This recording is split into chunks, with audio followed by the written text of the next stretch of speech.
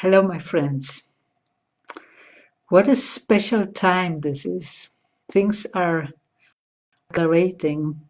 Every day brings new news and new reactions, and maybe new approaches for all of us.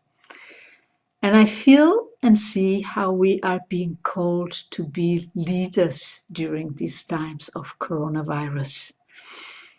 Leaders for ourselves and leaders for others, because we can, because we have the potential, and because our presence really matters. Your presence really matters.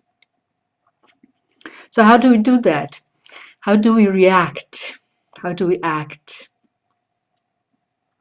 You know, this is something that I always found interesting. Actually, since I was a little girl, I was born into a family of Holocaust survivors. So I knew about it since I was just a little girl. And from there and all my life, I was always wondering, how would I react in this situation? And then when other things happened, because things do happen in our world, there's always the question in me, how will I react? What will I do? How do others react? And I see myself observing this current situation in a similar way. I see myself noticing how I react and how others react. What do we do? What we don't do? And every day is really different. So, for example, yesterday it was stormy outside, almost symbolically, like really harsh wind, and I was at home, and the experience I was having with the wind, but also with the news I was reading, was that the more it kind of accelerated, the more peaceful I became. It was like more and more peace, more and more like peaceful joyfulness, a beautiful grounded state. And I didn't even try, it just happened for me. And I was glad it happened. And I went to bed, and this morning, just as I woke up, there was this wave of fear. It wasn't much, it was just a touch of it, but it was there. And that was okay. Fear is not dangerous. So I treated it as a friend, as I always do, or intend to do.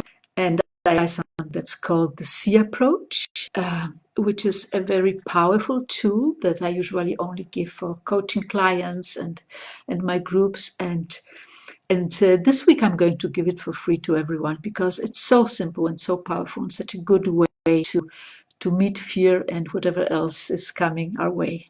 Welcome here, Alicia. Welcome, Katja. So I did that. It took like a few seconds or something, maybe half a minute, and then I continued with my morning practices and everything. And I thought, well, this will be another day where I just fall into this peaceful joyfulness. But no, today I was pushed to walk, to go out and walk and almost run and really use my body. And the reminder was, you have to circulate your energy so that you can feel your joy even more, and also so that the people that you meet can feel it, you know? We are needed out there. And maybe tomorrow there will be something else, but every day we are called to be leading in our own lives and in the communities where we are, especially in these times. We really are called. And I think it's so important to remember because there's so much building up, so much information and fear and reactions and what to do and what not to do.